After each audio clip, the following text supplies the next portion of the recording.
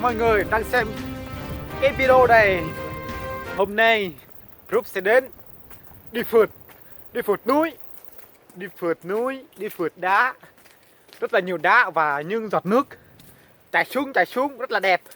Hôm nay là mùa mưa, con đường rất là xấu, các bạn thấy chưa? Wow, hiện tại thời tiết đang rất là xấu. Đỏ quá. Rồi, cảm ơn các bạn đã xem video của group. Hiện tại group đang đi tới nơi đó, group đang nhìn qua kia. Hiện tại group chưa thể quay được. Group đang nhìn qua kia, có rất nhiều mây và những tiếng những con nước, những tiếng suối rất là đẹp, rất là đẹp.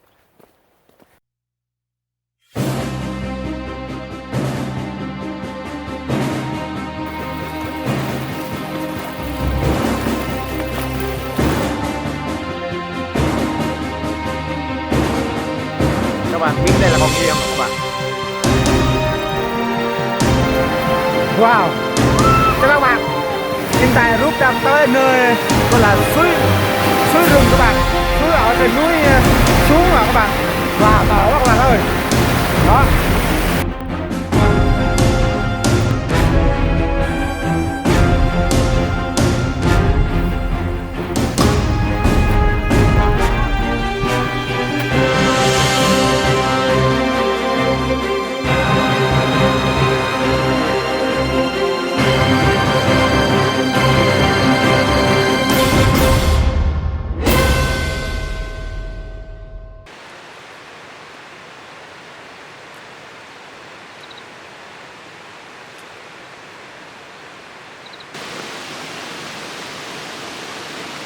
Các bạn ơi, trên đây rất là đẹp. Tôi không ngờ rằng trên đây núi cao mà lại có một dòng nước, dòng thác chảy rất là đẹp. Các bạn thấy chưa? Đó, trên kia nữa kìa các bạn.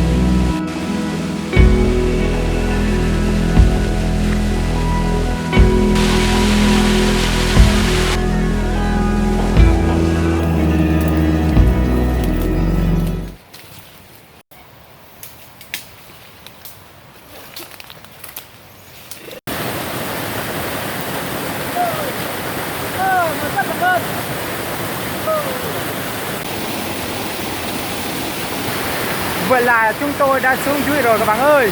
Vậy là từ đỉnh núi rất là cao. Và hiện tại là đã tới đích rồi, là đã về rồi các bạn.